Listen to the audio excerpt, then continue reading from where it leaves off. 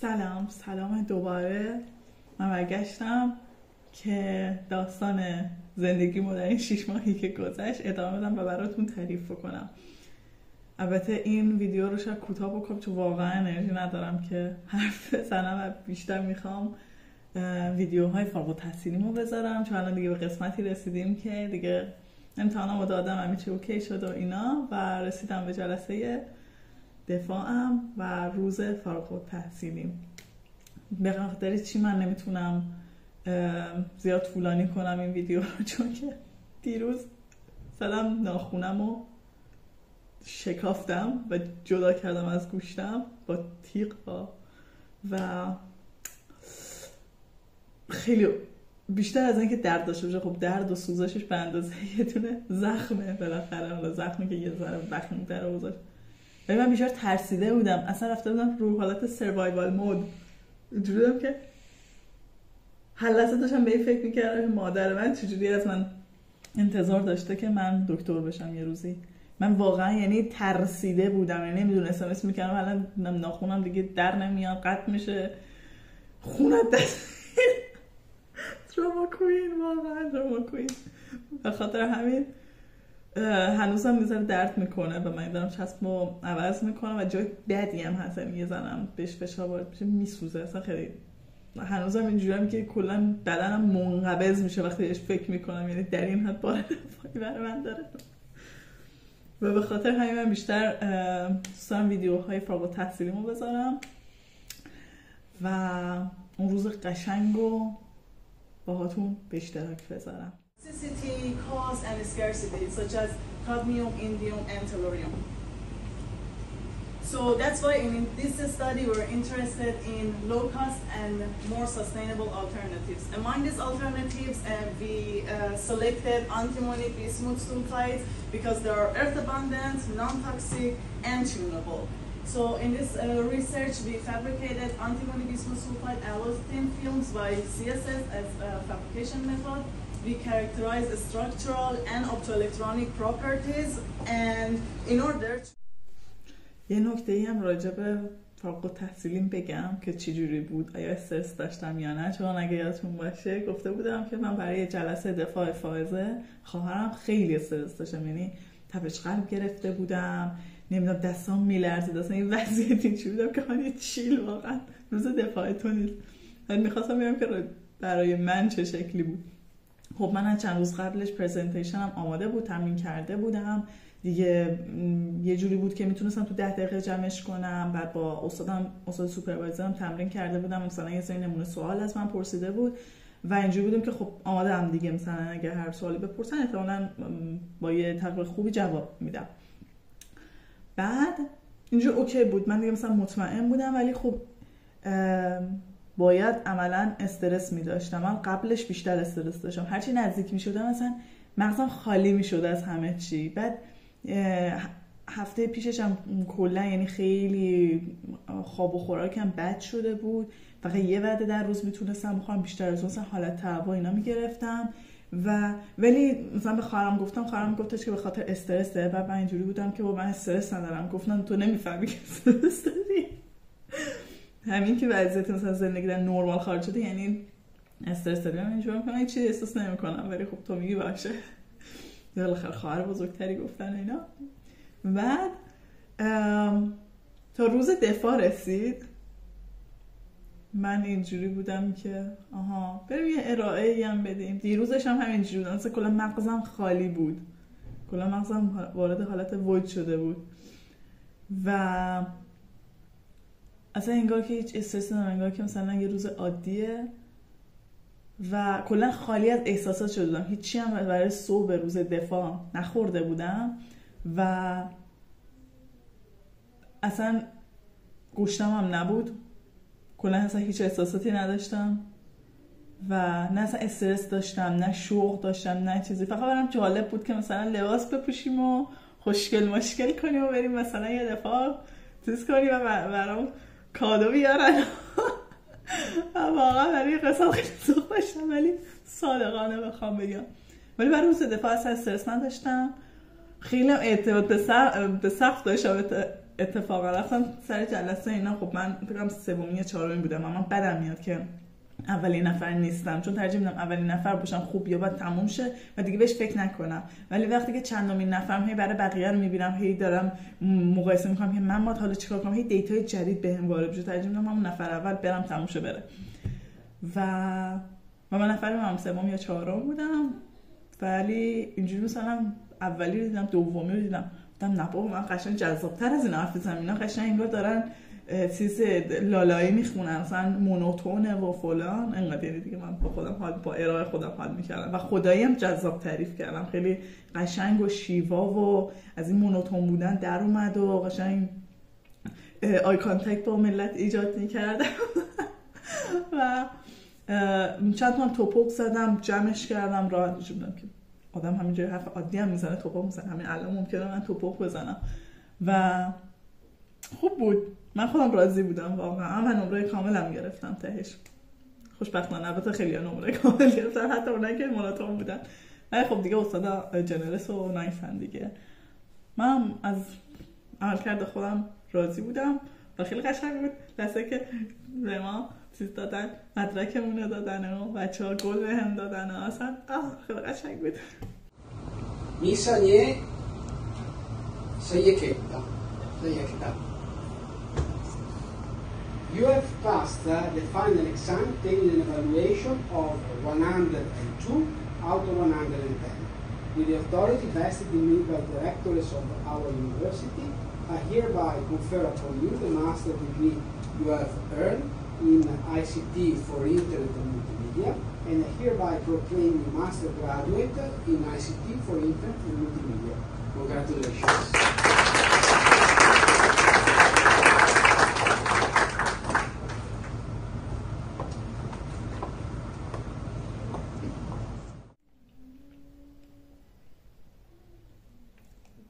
حالا جدای از قشنگی‌هایی که تعریف کردم، بذارید دراما براتون تعریف کنم که چی شد چی نشد. راجب لباس فارغ التحصیلی شاید باورتون نشه، من یه هفته قبل یادم میفته واقعا خندم میگیره، یه هفته قبل از دفاعم من اومدم دوباره لباس فارغ التحصیلی رو بپوشم با کفشم و اینو، مثلا یه ذره روش بزنم و اینا که ببینم چه شکلی میشم، ذوق کنم. عکس گرفتم مثلا برای مامانم، مثلا دوست پسرم و دوستام و اینا فرستادم و همین جوران که واقعا مثلا چقدر خوب و فلان. و من همون شب تصمیم گرفتم این مارک مثلا لباس هست، مثلا یادم QR کد داره، دستور شستن لباس و اینا داره، اتیکت میگن چی میگن، اونو آدم قیچی کنم، لباسم رو قیچی کردم. لباس فارغ التحصیلیمو یه هفته قبل از فارغ التحصیلی قیچی کردم و سوراخ شد. الان دارم میخندم. مثلا ساعت چند، مثلا یک شب بود، من اینجوری بودم خب بیا اینو قیچی کنیم. دیدم یه ذره کلوفتر از حالتیه که حس میکنم و اینجوری که نباید این همه زخیم باشه. دیدم بله هانه جان نباید اینقدر زخیم بمون. تا خیلی هم زور زدم قشه مثلا یه 2-3 ساعت ماشین از، یعنی یه هفتی ایجاد کردم روی لباسم. من مثلا این شکلی پاره کردم، یعنی اینجوری لباس پارچه قشنگ بالا پایین میشه چون کجم رفته بودم. و به این شکل اون شب یک دو شب بود و من اینجوری بودم که شیطانیم، این چه کاری بود کردی تو؟ و اون موقع مثلا یهو نزدم زیر گریه، این همش داشتم فکر می‌کردم باید چی کار بکنم. اصلا رفته بودم رو حالت سروایوال و اینجوری بودم که الان من باید چی کار بکنم. پا شدم نمیدونم، سعی کردم یه نخی که همرنگمونه پیدا کنم، مثلا بدوزمش، بعد دیدم ضایع میشه و خود بافت پارچه‌ام خیلی پرپری بود، مثلا می‌خواستم بدوزم سوزن بکنم توش، تار و پودش از هم باز میشد و من اینجوری بودم که هانی نه این کار نکن، بعداً گم میزنی توش. بعد یه دونه از این چیزا هم داشتم، راستی گفتم اونم تست کنم.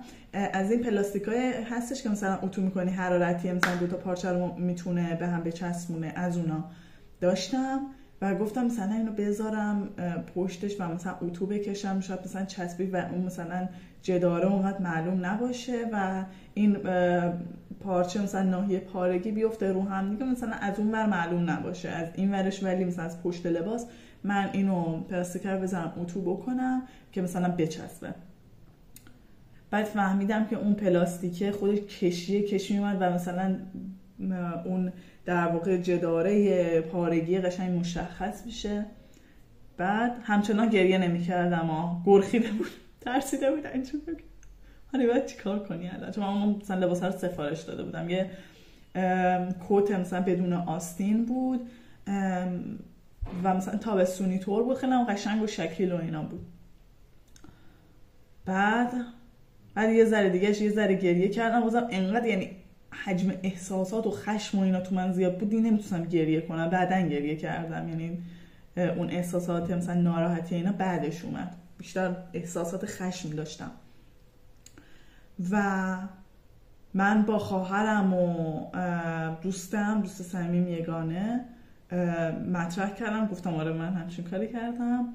بعد میخواستم دوباره سفارش بدم، خب مثلا طول میکشید بیارن و من اینجوری بودم که خب من باید بیفتم تو مغازه ها، مثلا یه هفته آخر 5 روز دیگه مونده بود که من بیفتم دنبال مغازه ببینم چه چیز خوبی هستش که بخرم. یعنی واقعا من این پرسن میرفتم و خرید میکردم.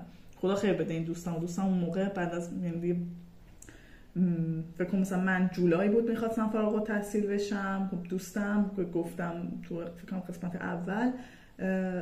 اول ویدیوهای زندگی من در 6 ماه تعریف کردم که اون فوریه فارغ شده بود و اون موقع یعنی تایمی که من میخواستم دفاع کنم سر کار میرفت و یه روز گفتش که ببین یه کار میکنیم که مثلا تو چیز نشی، تو اینقدر استرست باید هر چی بیشتر کم بشه، اصلا به این فکر نکن که بری سفارش بدی بعد استرسمون رو بیشتر بکشی که کی میاد و غیره. بیا بریم یه سی پیدا میکنیم، چیزای قشنگ هست مثلا توی منگو و اینا. بعد گفتم که باشه. بعد از سر کارش اومد و با هم رفتیم منگو تست کردیم، کلی کفش با هم کفش داشتم ولی کفشم با اون لباسه می اومد. من اینجوری بودم که اگر بخوام لباس عوض کنم باید کفش جدیدم بخرم و به خاطر همین هم کفش پروف کردم هم لباس پروف کردم. رفتیم زارا رو چرخیدیم، منگو رو چرخیدیم، جای مختلف رو گشتیم و بالاخره من توی منگو 2 لباس قشنگ پیدا کردیم و 2 کفش قشنگ و اینجوری بودم که هانی برو تصمیم بگی حالا مثلا کدوم میخوای انتخاب بکنی. که من لباس سفیده‌ای که تو حالا ویدیو نشون داده میشه رو خریدم و اتفاقا همه من میگفتن که من بهتر که اون پاره شده خیلی قشنگ‌تر و بیشتر میومد. حالا یه عکسی که با اون کت و شلوارم داشتم براتون میذارم که ببینید، ولی اونو گرفتم اینجوری بودم که اوکی هانیا مسئله رو حل شده بدون، اصلا به خودت استرس وارد نکن. مهمترین چیز اینه که عکسات قشنگ بشه، دفاع قشنگ داشته باشی. عکسات قشنگ بشه خیلی مهمتره، چون دیگه دفاع بود دیگه، مثلا یه سمی شد دیگه. و این واقعا چیز عجیب غریب بود که میتونست اتفاق بیفته و واقعا با تشکر از دوست و خواهر گرام که تونستیم مدیریت بحران بکنیم و این قضیه واقعا جمع شه، چون واقعا خیلی وحشتناکه که یه هفته قبل فارغ التحصیلی که شلوار آدم خراب بشه و دیگه نتونی استفاده کنی ازش. و آره این خیلی چیزه واقعا.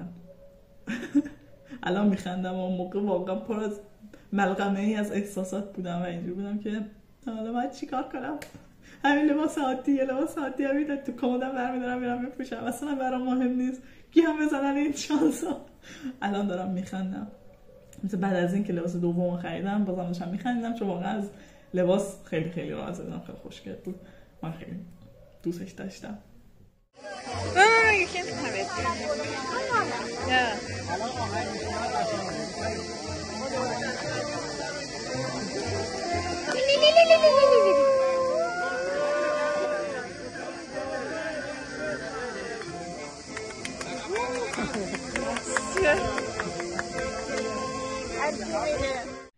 این ویدیو رو هم به پایان رسونیم همینجا تا ویدیو بعدی که باز هم در 6 ماه اخیر رخ داده. یعنی تموم نمیشه داستان واقعا زیادن با دنسیتی بالا، با چگالیه، یعنی اتفاقات تو 6 ماه خیلی زیاد بود و هنوز تموم نشده. من این ویدیو رو تا همین حد نگه میدارم و واقعا این انگشت من درد میکنه، میسوزه، نمیتونم تمرکز کنم. امروز یک شنبه هم از کلی کار دارم چون دیروز زدم انگشتمو اینجوری کردم، نتونستم هیچ کاری بکنم و امروز یک شنبه نمیدونم چندم فکر میکنم، گوشیمو دارم چک میکنم، 28 سپتامبر